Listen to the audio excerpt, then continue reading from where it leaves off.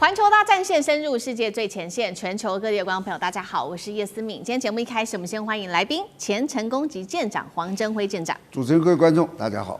陆军退役少将厉正杰将军。思敏好，各位观众大家好。资深媒体人彭华干干哥。思敏好，大家好。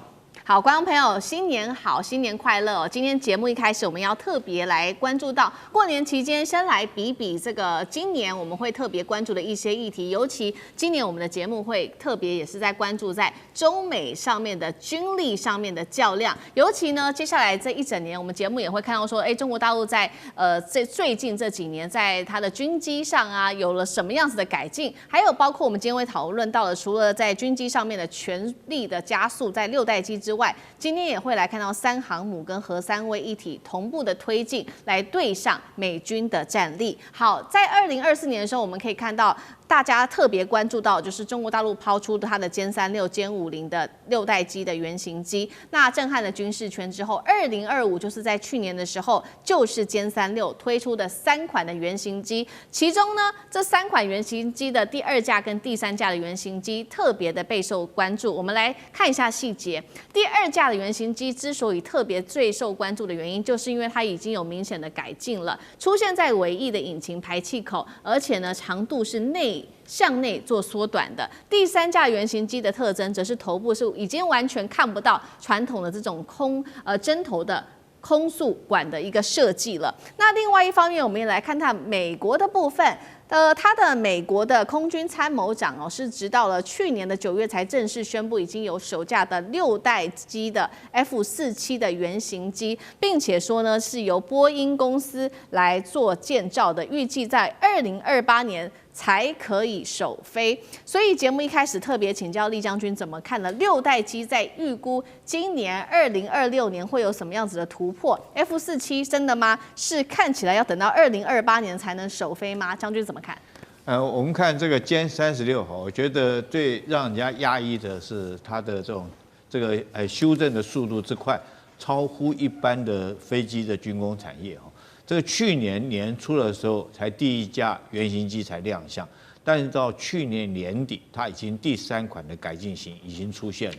这第1架跟到第3架中间有什么地方的改变呢？第一个，我们看到的是尾管喷气口的改变原来是只有向后喷的，它现在变成矢量的喷嘴，可以向下喷那如果说可以向左右转动，这个喷嘴可以转动方向，那当然可以增加这架飞机的机动性。那第2个改变是这个轮子的改变这个原来它是前并排的轮子改成前后列的房子改成并排的机轮，那这代表说是它机舱的空间可以有所精进，可以放更多的油，或者是放更大型的导弹尤其是第3架，那是连空速管都拿掉。我们知道空速管是如果飞机原型机在试飞的时候，它为了能够测量这些飞机在飞行时候的速度以及相关的数据，所以它会有这个空速管。那如果空速管拆除的话，代表它的试飞主要的这个数据都已经收集到齐了，紧接着下来就可以量产再来，我们如果说按照这种速度，从1年的时间，从第1架原型机到第3架的改进型出来以后，那如果按照这种速度来比照美国的 F-47，你就会发现这个真的是这个中美之间这种军工产业确实速度上面有天壤之别。F-47去年是因为这个川普来讲，他认为这个解放军不管是歼20或歼35，或者是这个歼36陆续的横空出世，他认为美军也必须要有新型的6代机，所以要波音将原来他所设计的一张草图拿出来做一个修改然后特别命名叫 F-47。那大家就在调侃川普说47是不是因为他是第47任美国的总统，所以才命名 F-47？可是你看他就算是去年来讲的话，这个川普已经拍板定案了，要生产第6代的 F-47，但是它也要到2028年以后原型机才可以试飞。如果用这种速度跟中国这个歼36对比，你就知道这个双方进展速度有多差别有多大。再来，我们讲歼36，它是属于一种什么战舰？我认为它是属于一个原来我认为它是一个歼轰机就是它自己本身可以有自卫的防空武力，它不需要靠这个战斗机在旁边护航的轰炸机。那以它3个喷嘴，它可以轻易的突穿到第2岛链来实施对地或者是对舰的攻击任务。但是昨天我这想法有点改变了，因为昨天我看到解放军有一款新型的导弹出来，空空导弹叫PD-17大家去看这款导弹那个巨大。有6点多公尺那么长非常大，人站在它旁边那个比例在下面差很多。那以这个 PD-17，如果说是它的这个装在它的体量那么大，如果说挂在歼16上面是可以，那如果说挂在歼20，可能肚子里面塞不下，就会破坏歼20的隐身性可是如果说这款导弹，那是不是他们就设计到挂在以后歼36，因为歼36很大嘛，它可以将这款导弹挂进去。那这款导弹威力有多大呢？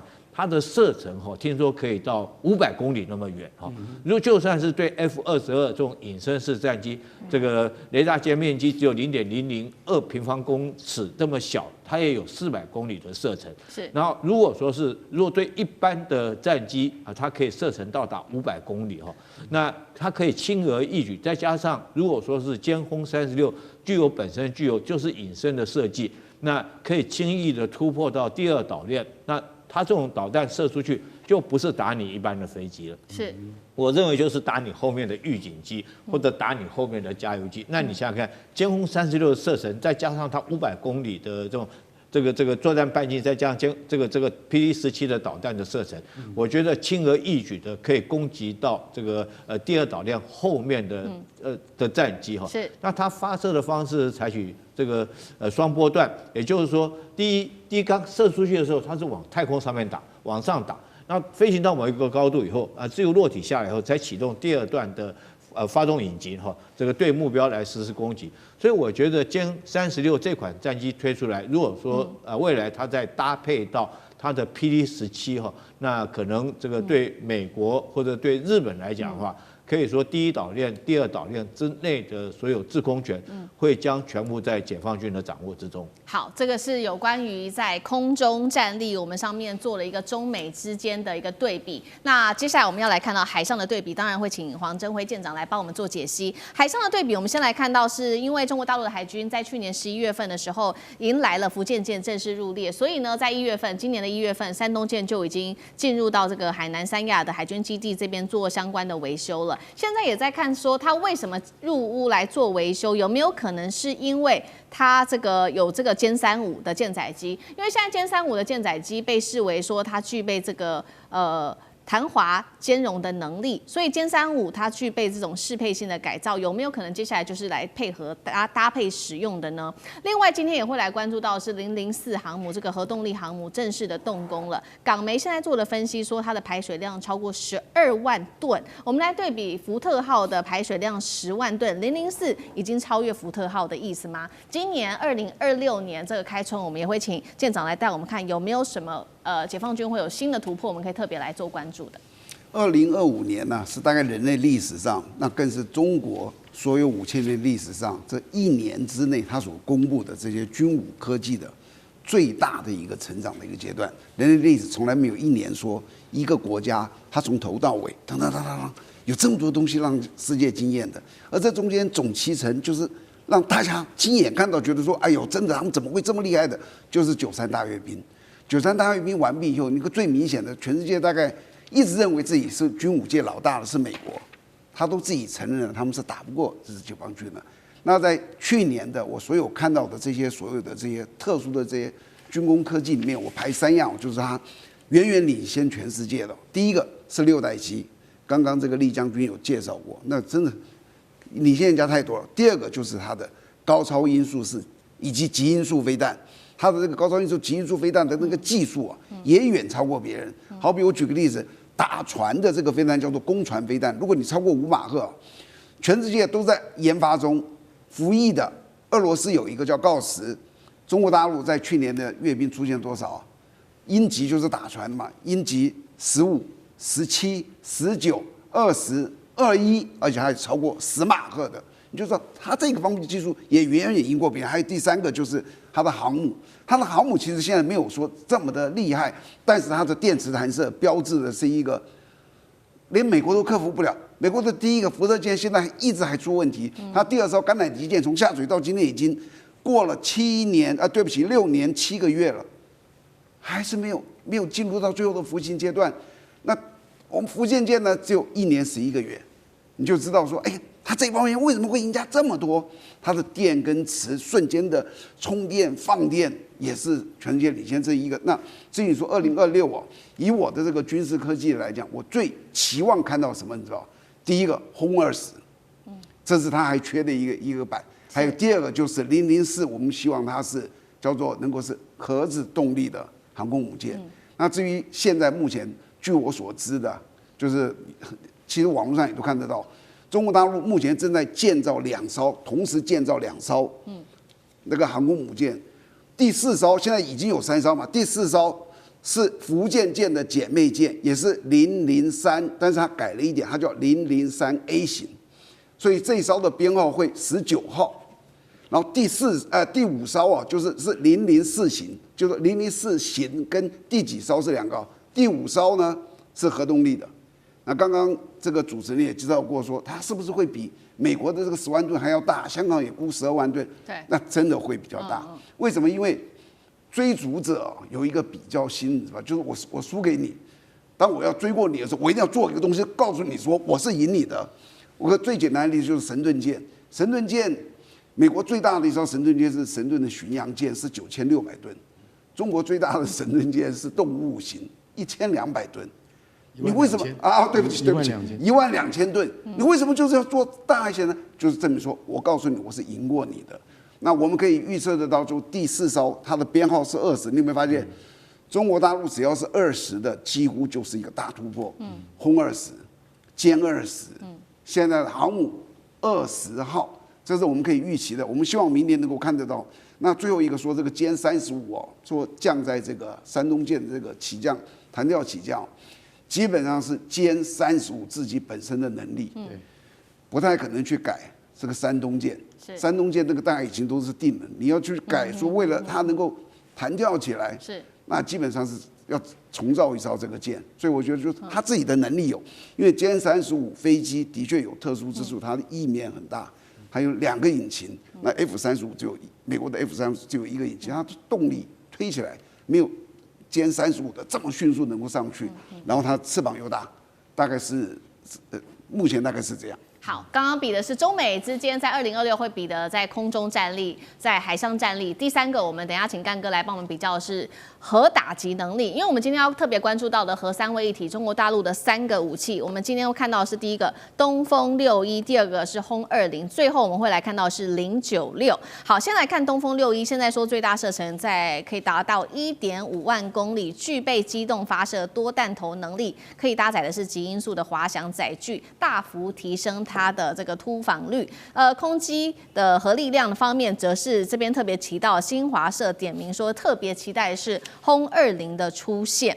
最后是海基核力量，现在特别在央视的一段兵推画面中出现了096前舰哦，可以搭载的是这个载弹量更高的巨浪3前飞弹。核3位一体的战力，干哥怎么看？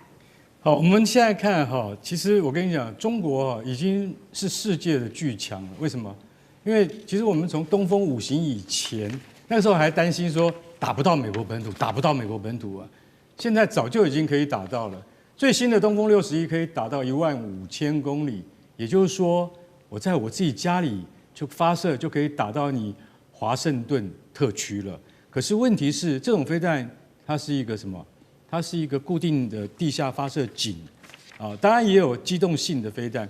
可是老实讲一句，你的发射架在哪里？其实卫星都看见了。对，所以说这个就是陆基核子飞弹，它容易被人家锁定的问题。但是我们已经知道东风61可能啦，就是现在已知是六个弹头，但它可能可以携带到10个弹头。这种 ICBM 是完全没有办法拦截的武器，那个是末日武器。所以中国现在已经发展到东风61了。我觉得在核子的威慑上面，已经是跟美国跟俄罗斯那是已经是齐头并进、等量齐观了。所以它一出来，我不会觉得很讶异。不过我们现在必须要讲到轰20哈，轰20，坦白讲一句，恐怕还是需要一些时间，预期还要在4年，要2030年才会出来。轰20真的遇到了很大的问题，比如说什么电子技术整合问题啊，也就是说，我们曾经讲过态势感知这样的问题。你的态势感知，我坦白跟你讲，如何整合到轰炸机这样的载体上面，其实很困难。还有个更大的问题，轰20它到底现在用的是什么引擎啊？西方专家认为还是用俄罗斯最有名的 AL31，这个引擎就是装在了什么？装在歼15跟歼16上面，非常巨大而可靠。而且我跟你讲，它不会给你找麻烦。那你如果轰20，它是双引擎的话，载2具啊。它如果是4引擎的话，可以载到4具。因为我们现在完全没有办法去揣测轰20它到底是尺寸多少，因为我们现在只有想象图而已。4年前、5年前，珠海航展就说要拿出来了，到现在没有，可见得我觉得这个是中国在那个就是战略轰炸机上面的一个非常非常需要突破的地方。那现在一直着眼于轰6，也就是旧的轰6的改进。其实我可以很直白说一句，轰6已经到了它的极限了。为什么？它的设计超过60年之久，它是上一代、更上一代的轰炸机，所以轰6它其实它已经尽到了它作为战略轰炸的空中力量的责任。轰20是万众期待，我觉得像刚才将军讲到歼36我看了半天，我跟将军一定有一样的疑问，这是轰炸机还是战斗机？轰炸机太小，战斗机太大了。你也具有3个引擎的战斗机，通常来讲是没有办法当做空优战斗机的。为什么？因为2个引擎最好，1个太少，3个太多了。所以我们一直在看这个歼36到底是什么机？可能是歼轰机，也就是说它既能战斗又能够轰炸，应该是这样子来定位。但是歼轰机跟空优纯粹的战斗机是不一样的。所以我们现在认为，如果歼36你的技术可以突破到这个地方，那你歼20应该要赶快追上来，赶快跟上来。为什么？有战略空军才是一个真正大国的象征。美国有 B1、B2， 俄罗斯有 TU-160黑捷克轰炸机，那一飞出来，大家都会很害怕的那种飞机。但是中国这款飞机有点迟了，我们也希望过了年后，说不定会有好消息。最后我们要讲一下096，096这艘战略潜艇，这个才是真正人类决定命运跟对抗最重要的。为什么？因为096携带的巨浪3型可以打到12000公里，这个一向是中国海军的短板。为什么？因为它前身是094叫夏朝的夏级，096叫什么？唐级。我们现在唐级比夏级要先进了。为什么呢？因为它的那个排水量增加了4000吨，达到15000吨。然后呢，它最大的这个改变就是把它背上的那个龟背给拿掉了。你会常常看到一艘船上面它突然怎么多了这么大一个结构，对不对？你知道吗？多了这个结构潜到海里面，美国的那个反潜机常常在听到说龟背又来了，就是嘲笑你中国，战略核导弹潜艇还在用龟背。为什么？这个龟背是以前俄罗斯战略潜艇的前身设计反过来的。那因为那个牵涉到流体力学跟你的那个潜舰钢板的那个问题，那很复杂，那以后再讲。反正我们现在096是取消了龟背，载了一堆的武器，看得目不暇接。像刚刚舰长说的，就有多少东西你知道吗？24枚巨浪3型飞弹，然后10枚长剑10型飞弹，再加上8枚鹰击18飞弹。他说他还要放防空飞弹进去。我说天哪，这船怎么能够载这么多东西？不要以为不可能，中国就做得到。所以我们拭目以待。好，谢谢干哥。那我们休息一下，马上回来。地缘政治、美中之争、战略价值、强权崛起、小国生存，现在与未来洞悉事件走向，掌握世界脉动，全球观点尽在环球大战线。好，接下来我们也会在过年期间特别来关心到，其实这一场俄乌战争打到现在已经进入到第5年了，很不幸的，现在死伤人数统计已经将近是200万人了。那接下来会怎么样做发展？今天我们会一起的来做评估，请到现场的专家。好，我们先来看到这个是 CSIS 的最新推算，到今年的春天预估就会死伤正式突破200万人，其中俄罗斯方面累积的伤亡人数120万人，乌克兰也有60万的士兵伤亡了。好，3个接下来俄乌战争可能会发生的剧本，等一下来看看哪一个比较有可能是未来的走向。第一个，2国会持续的交战，并且继续绞肉战，那么外交的方面则是会停摆卡死。第二个事情是对乌克兰比较不利，乌克兰会先撑不住，基辅被迫割让领土跟限制军力的规模。第3个，对于俄罗斯来说比较不利，就是因为它的经济先断气了，俄方将会无法无限期的支持战争，所以接下来得用谈判的方式来做进行。哪一个比较有可能？舰长怎么看？首先我要说，2026你叫我对俄乌战争的第一个预期是它会停战，它会出现和平方案。为什么？因为现在双方在谈嘛，这一直在奔波的是美国，美国跟俄罗斯谈，美国跟乌克兰谈，有史以来4年多的第一次是今年的1月23号到24号在阿联酋的阿布达比，3方第一次坐下来。然后当双方一起说，而且都是有一些代表性的人物，就是他大致已经得到了一个共识。好比说，我跟你讲，我在跟干哥讲，你们2个都是2个完全不一样讲，我叫你们坐下来干什么？我叫你们坐下来，基本上就大致是定了。那上一次谈完之后，当然还没有得到最后共识。他们现在讲2月1号还要进行第2次，我认为这一次一定会，大概今年一定会有中战，大家都打累了。那如果万一还有谁坚持怎么样？那现在最难解决的就是让土地，因为在顿巴斯地区，这个乌克兰还有一些军队在那里，你要这些军队你都要撤走，这个对他的主权、对他的颜面是很糟糕的事，很少人敢答应。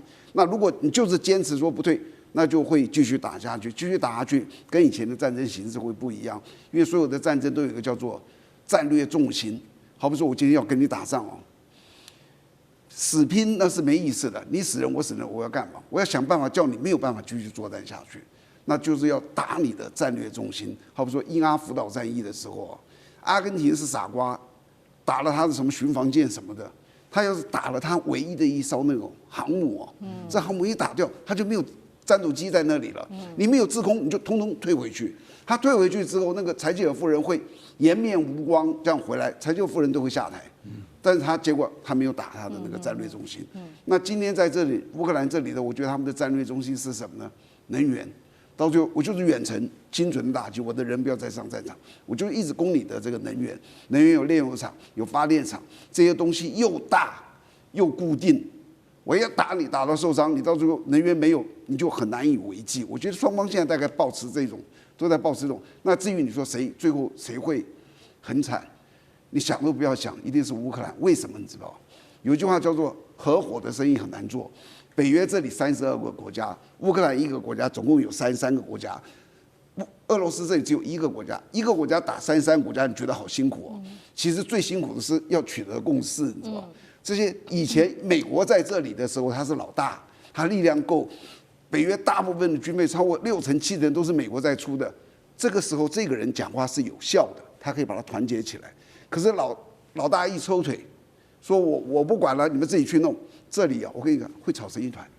谁是老大？谁是领头羊？没有领头羊，那我问你，乌克兰指望谁？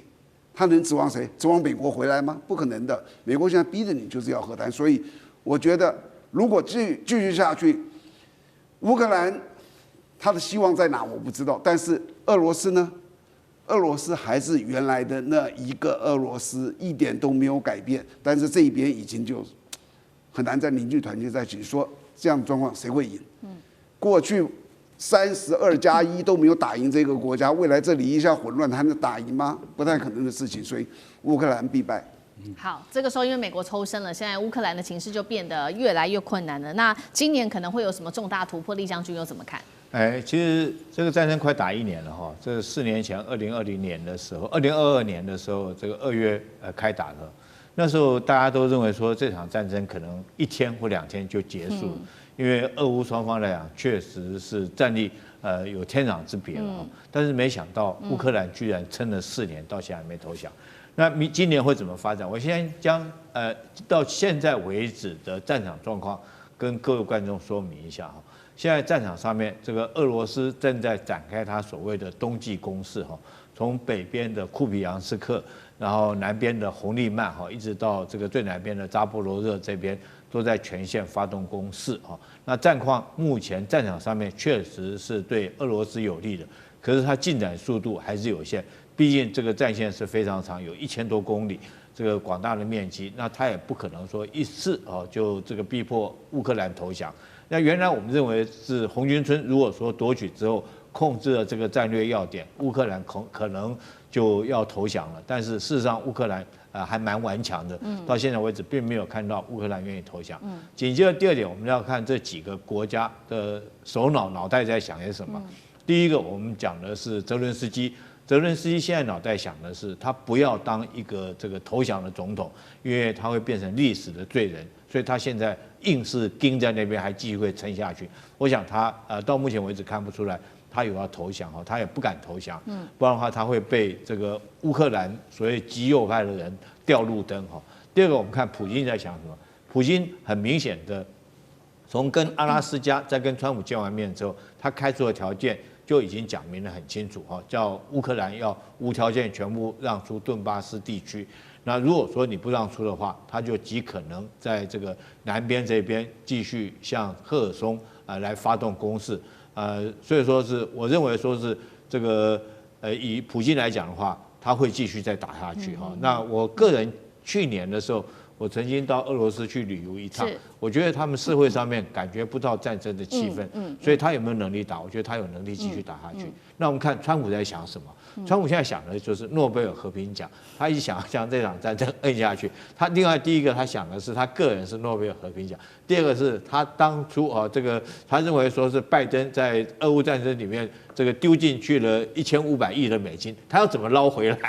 他脑袋想的是这个，就是停止战争以后，他现在想的是这个房地产商战后重建的问题，怎么在重建把美国已经丢进去的钱拉回来？那欧洲在想什么？欧洲在想说，如果说是你乌克兰败战的话，那我们是不是直接要面对这只北极熊，直接面对俄罗斯的威胁？所以这个北约这些国家会继续给乌克兰打鸡血，让他们继续撑到底啊！在美国不支援钱没关系，我们凑钱给你，你继续撑到底。所以依照我刚刚以上的判断，我认为说是在今年就是2026年，我觉得俄乌战争目前还看不到一个结束的时候。虽然说双方目前在这个阿联酋有举办会谈，但是谈的都只是一些皮毛的问题了，这个核心问题根本就不可能谈得到。比如说是顿巴斯领土的问题，到现在还没有谈到，谈到的只是一些技术性，怎么样交换俘虏怎么样交换遗体这个伤亡的遗体，谈这些枝枝节节的事情，真的核心问题没有谈到。第二个，我觉得谈不出来，还有一个关键就是说，这是俄罗斯派出去的代表，事实上他们并没有决策权只是说看出来普京只是虚晃一招，你们要和谈嘛，我就派一些人去给你谈。那这些人看得出来，他并没有任何的决策权。所以在这个，我认为说今年当然对乌克兰老百姓，这是最不幸的一个消息。如果继续打下去，最会被战争这个带到这个痛苦的深渊里面，继续断垣残壁，继续我觉得是俄罗斯的是乌克兰的老百姓那你说战场今年俄罗斯会不会就一举这个夺得胜利？我觉得也很难。毕竟这个广大的作战面积已经打了4年了，对。那目前来讲还是继续在顿巴斯这个战线上面彼此在那边坚持在这边虽然说是双方互有胜负，可是如果说要取得一次决定性的胜利，我觉得俄罗斯还必须要加把劲。短期之间，我认为按照战场上的部署，还看不出来俄罗斯能够取得一次决定性的胜利。好，现在看起来俄乌战争是一场无止境的一个长期的消耗战。那美国已经逐渐抽手，但是在乌克兰的背后还是有北约持续的对乌克兰打鸡血。那现在其实华府担心的另外一件事情就是说，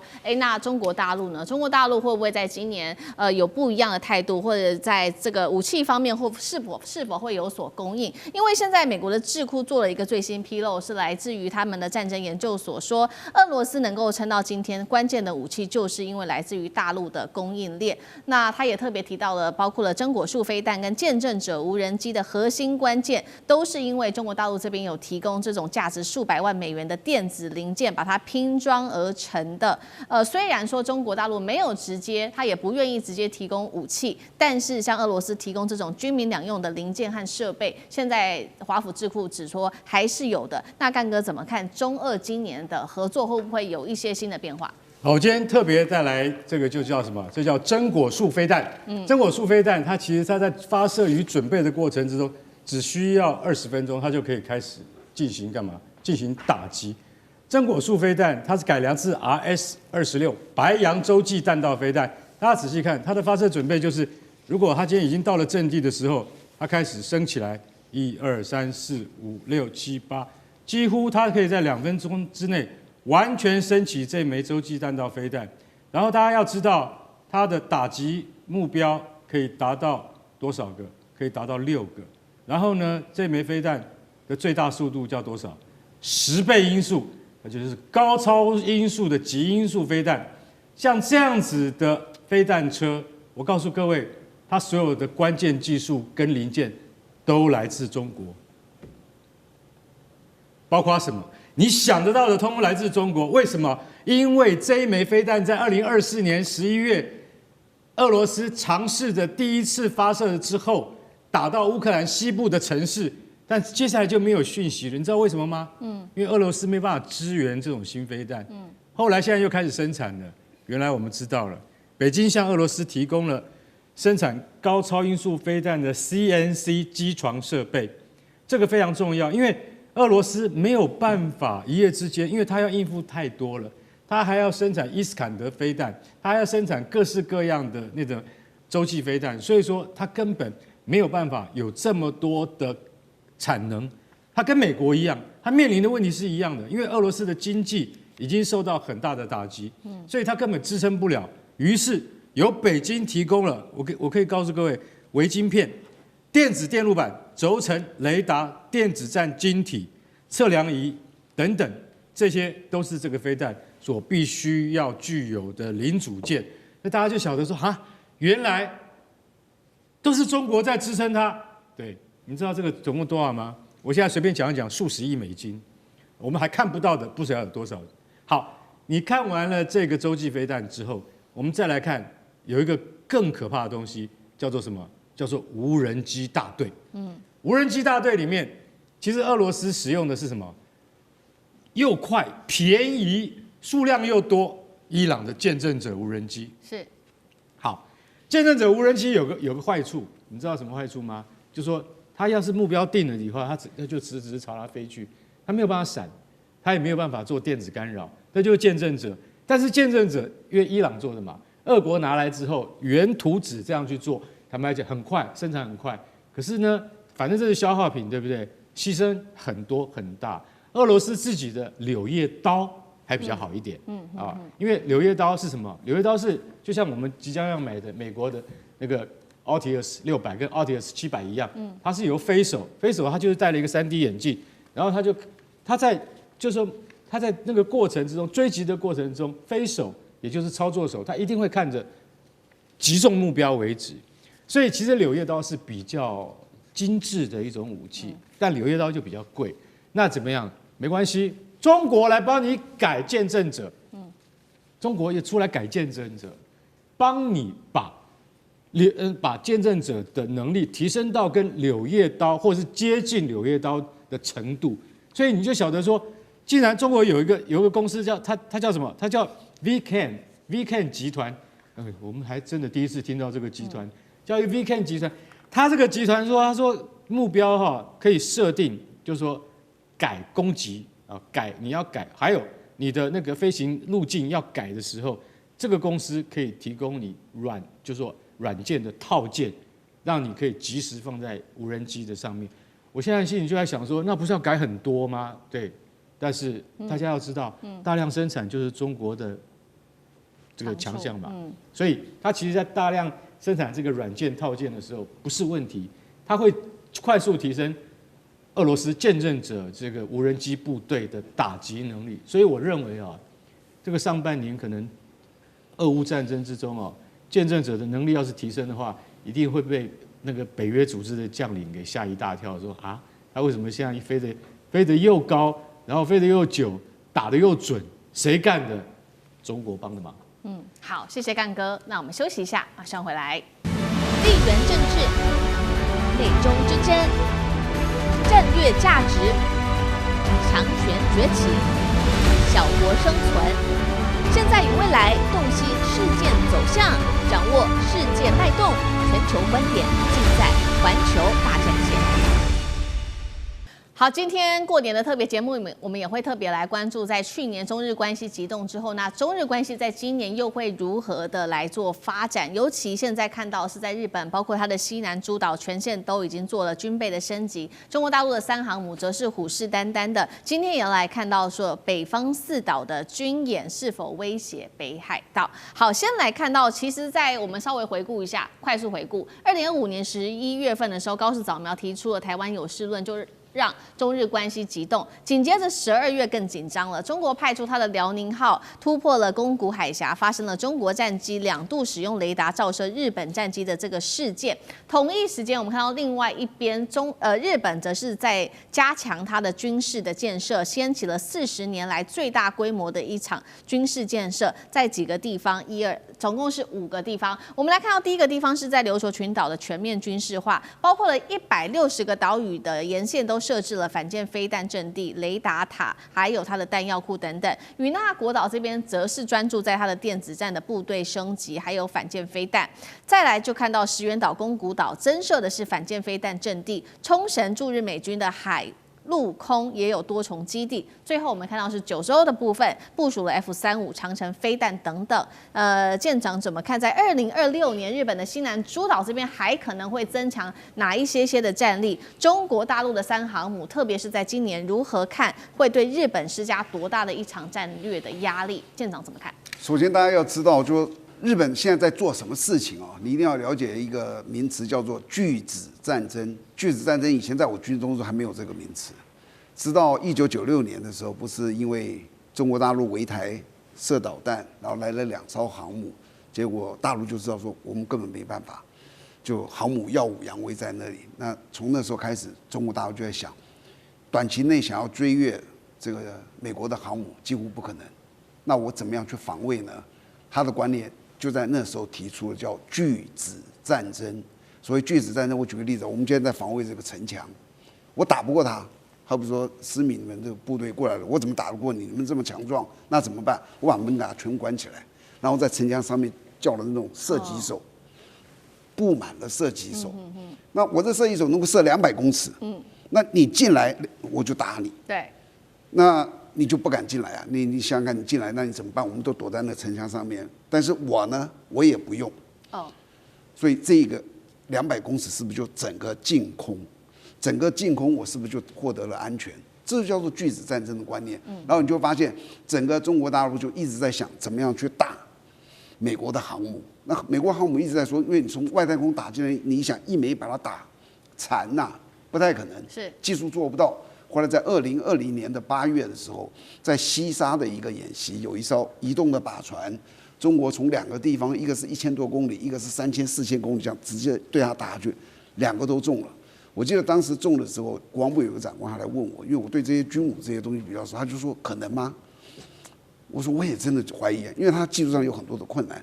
结果是美国的叫做国会写了一个研究报告，说这第一这是真的，第二10年内美国没有办法逆转这个形势，就是说到2030年他们克服不了这种弹，所以你看从那时候开始，只要有冲突，美国的航母就往后跑，因为它没办法防这种叫做导弹打下来的弹，这就叫拒止。那接着你想想看，台湾在做什么事，你知道？台湾也在做拒止。为什么？我打不过解放军，解放军这么强大，那我怎么办？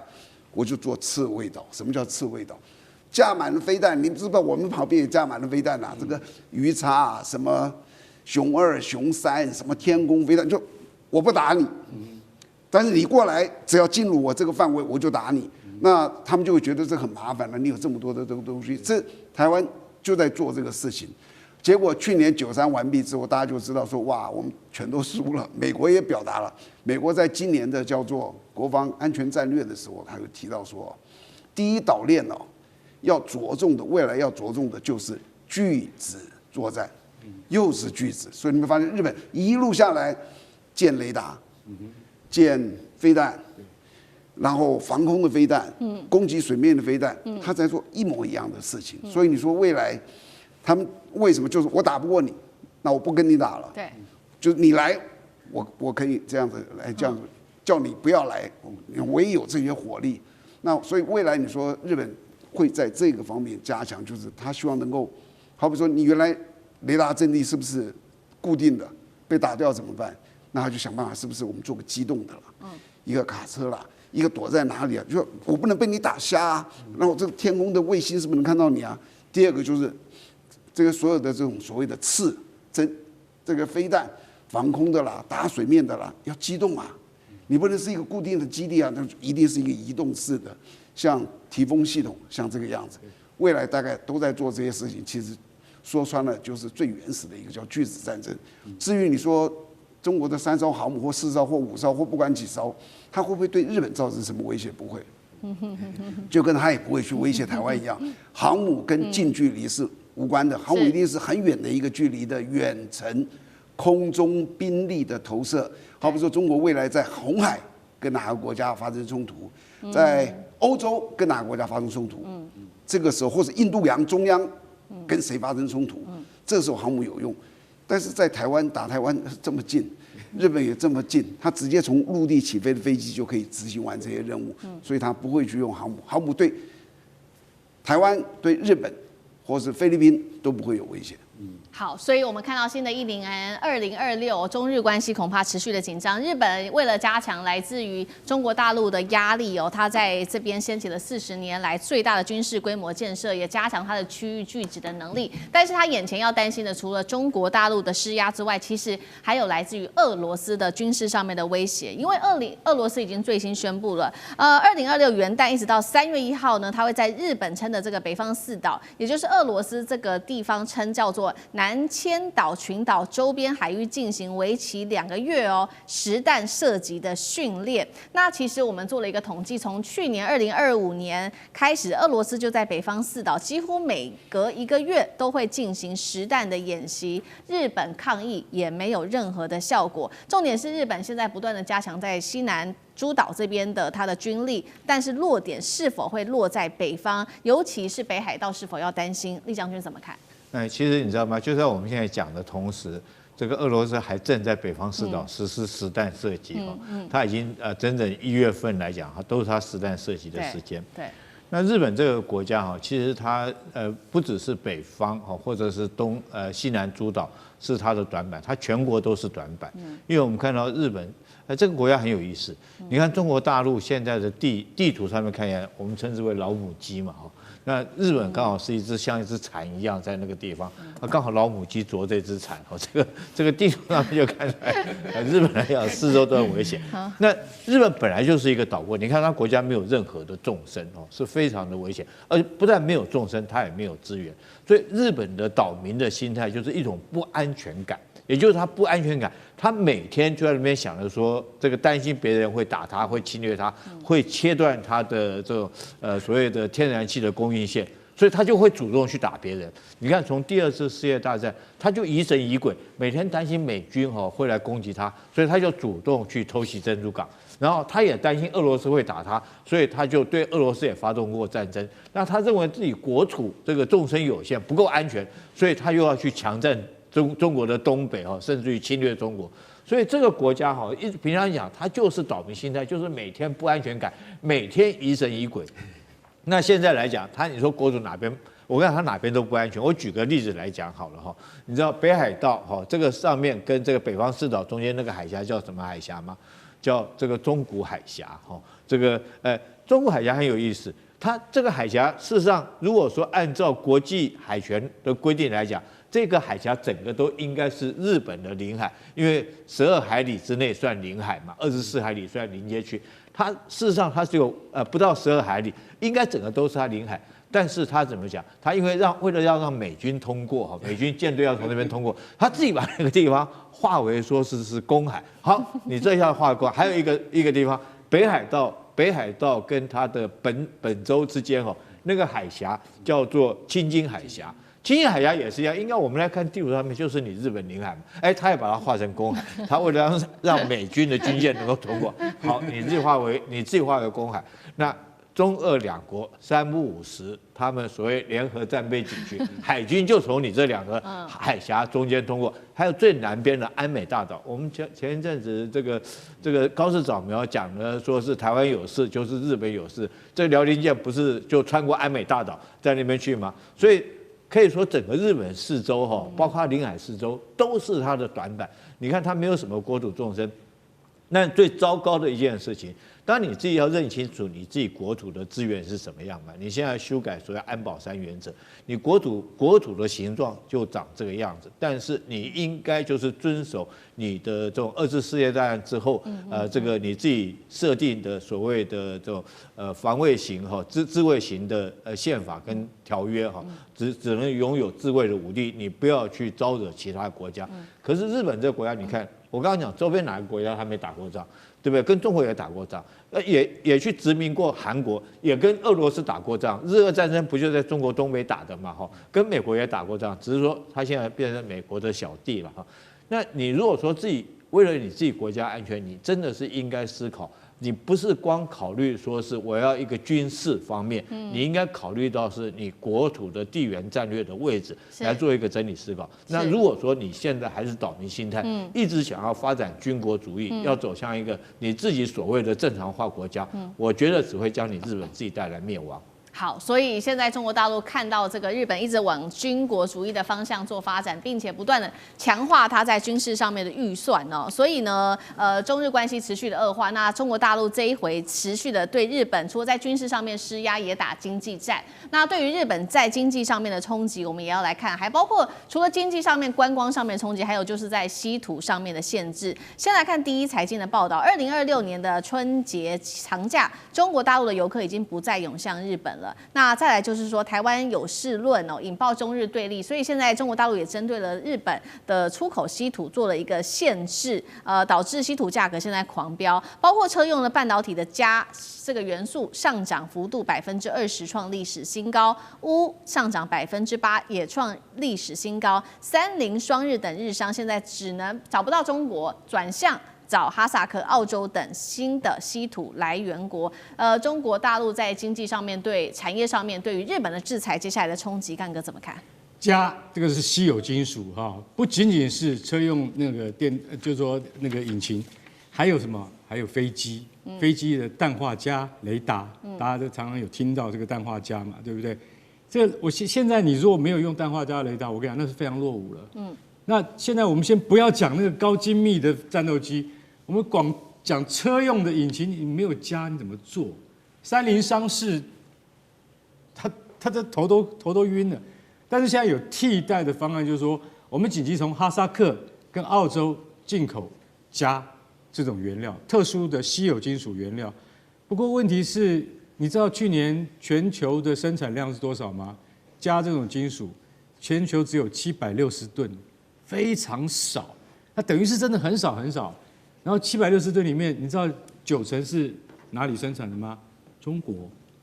所以我们已经讲稀土了，镓这个还不是稀土。那你现在如果说你连这个东西你都会觉得说都要跟中国买，那赶快要建立生产线。可是建立生产线之后呢？建立生产线，那你必须要投资去生产、去挖，一定要有这些设备。澳洲本来就有这些设备，但是澳洲的价钱很高。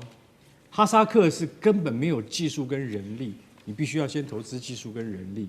所以现在都碰到像这样子的问题的时候，我跟你讲，那你今天我想请问一下，三菱商事，因为你掌握的日本最大的汽车产业的经济动脉，你一下子之间没有办法。还有另外一个元素叫钨，呢大家就比较熟悉了，为什么？我们看到我们打的那个炮弹啊，钨钢合金炮弹啊，那钨是非常多一种军事用途上面，比如说炮弹，比如说像飞机，它在那个军事上的用途叫做超硬金属，是最硬的金属就对了。所以这种金属，老实讲一句，有时候真的没得谈，就没得谈。那中国呢占了多少？80%。在这种情况之下，不但是家跟屋都占了世界上的领导地位，所以你今天就算是从哈萨克或者是澳洲，或者是等等，或者是从其他，比如说像非洲啊，也可以找得到屋。但是问题是，那要花多少时间去做？日本的汽车产业现在非常担心，因为他们说我们要用，其实坦白讲，这个就是做生意，要用足够的时间去换取那个成本效益到底够不够？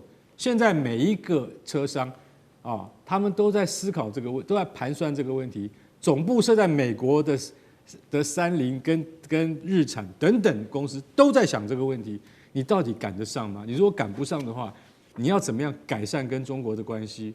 你现在第一关你就改善不了，为什么？今年春节啊，春运啊，现在去日本的很少了，为什么你知道吗？他们现在中国的大旅行社说没有整团去的，没有整团，就个别去的，那个叫商务旅行，没有团进的了。就现在你知道谁把这个鳌头给拿去了？我们会想说，一定是韩国嘛，韩国取代，不是，土耳其取代了。哦，旅行社大推土耳其，土耳其的旅游大增40%，土耳其好玩了，异国风情啊，欢迎中国人啊，大家来去土耳其啊，你知道吗？日本人气得跳脚，那个怎么能够跟我日本比呢？现在就已经快发生了，马上你就可以看到啊，2月的春节来的时候，他们就说主要的他们的旅行社都跑到土耳其去，然后不去土耳其的会去韩国，甚至去哪里？澳洲纽西兰，像这样子的地方，连哈萨克都是旅游的景点。就说日本不跳脚吗？好，谢谢干哥，那我们休息一下，马上回来。地缘政治、美中之争、战略价值、强权崛起、小国生存，现在与未来洞悉事件走向，掌握世界脉动，全球观点尽在环球大战线。2026年其实才刚开始没多久，1月份已经爆发了很多场的地缘政治上面的冲突。我们在节目上已经多次的提到，我再为观众朋友稍微整理一下，今年1月到底发生了哪一些事情。首先，1月3号，美国总统川普就已经针对委内瑞拉首都发动了这个绝对决心的行动，逮捕了委内瑞拉的总统马杜洛，这是第一件事情。再来就是伊朗的这个地缘政治的战火持续的扩张当中。那第3件事情就是川普在1月中说的，他说要接管格陵兰，后来还好是在北约秘书长吕特的斡旋协调之下，危机稍微好像暂时落幕哦。那么最后一个就是1月29号的时候，川普针对古巴签署的一项新的行政命令，并且宣布国家进入紧急状态，对所有提供给古巴任何石油的国家都会课予全新的一个关税制裁。2026年的地缘政治危机的热点可能会落在哪里？厉将军怎么看？2026年地缘政治的危机，我认为会落在3海。上海。三海，东海、台海还有南海。是。这个第一个，我们看东海，那现在不正是正在发生当中吗？这个中日两国由于高市早苗发表了那篇言论之后，就是台湾有事，就是这个日本有事啊。到现在为止，中国在这方面并没有任何松懈啊，包括在东海地区，从北边从渤海开始，黄海。那一直在东海都不断的加强演习，尤其是说让我们觉得说中国会加强东海，会让我觉得中国会加强东海，是他新建的2艘055大驱舰，就以前是没有，现在摆在东部战区，证明他对东海后续的重视。那台海当然不在话下了哈。这个台海当然很多的传言说，2027年是不是习近平要这个对台湾动手啊？美国来讲很多次的兵推也是这样子的看法，尤其是说，我认为两岸之间这个目前没有看到和缓，或者是在政治上面没有走向和缓的局势，所以我觉得台海也是这个也是未来2026年可能地缘战略上面来讲可能会爆发的一个热点。那再来就是南海。南海一直都是这样，尤其是菲律宾小马可仕总统，他可能还有一段时间的任期。那在这段时间，他不断的愿意担任美国的马前卒，不断的在黄岩岛这些岛礁方面、领海方面挑衅中国大陆。那大家要知道，就是南海这边也都是这个，不管是全世界航运的一个要冲，美国的航空母舰。它要进入到中东地区去，我们上次看到嘛，包括这次林肯号，它不就是从这个菲律宾的苏禄海进入到南海，然后再走到马六甲海峡才到印度洋那边去。那要不然它就是走巴士海峡。那另外这个还有很多，包括中国本身的航运的生命线、邮轮的运输这个还有商业货轮的运输，也都经过南海地区。所以说，中美两国一直在南海这边，我觉得是在这方面，可能中国是不会放松，因为它基于这个南海是一直强调南海是它的领海，然后美国来讲也认为这个南海地区是未来这个世界航运的一个要冲地区，所以在这种状况下，南海也必然是世界地缘战略可能会爆发的热点之一。好，所以我们看到2026年最危险的3个热点，其实都牵涉到中美之间的一个博弈。那当中其实我们也看到了说，包括呢这一次我们看到从1月份开始的各种的地缘政治战争，好像都是中国大陆跟俄罗斯的好朋友。刚刚念到几个嘛，委内瑞拉、伊朗跟古巴，接下来是否川普还会针对其他也是中俄的好朋友来下手呢？有可能是哪一些国家？舰长又怎么看？刚刚大家已经听到主持人说了，我们今年2026的1月开的实在是一个很糟糕的一个年你看的全世界都在那里一团混乱。可是我倒不这样看，你要知道，1月是蛇年之尾，2月才是我们的马年的开始。所以我觉得，我中国人，我相信我们中国人的运气，蛇实在是一个不是很好的一个动物。马还不错的，我们希望这一马当先。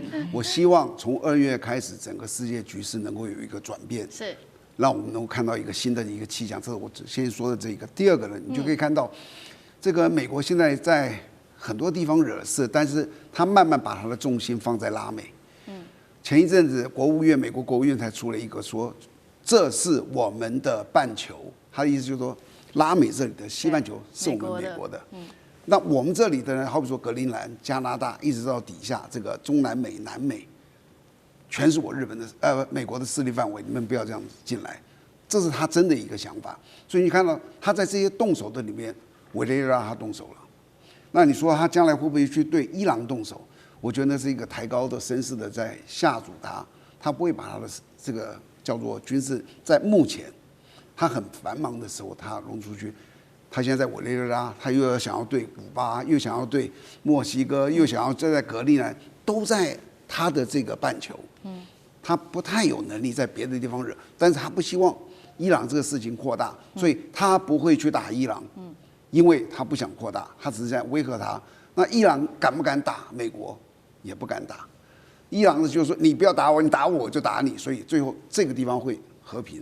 那至于说北韩他绝不会打。因为北韩跟他那半球有什么关系？而且北韩有这个叫做核弹，你打我，北韩这种就是这种极权主义，他也丢你一个炸弹，他只要丢你一颗，丢到你纽约，丢到你华盛顿，你美国就基本上就是完蛋了。所以他也不会打他这里。这是我对这个东西的一个判断，就是，那他会不会去对我们就好比说中俄的盟友动手呢？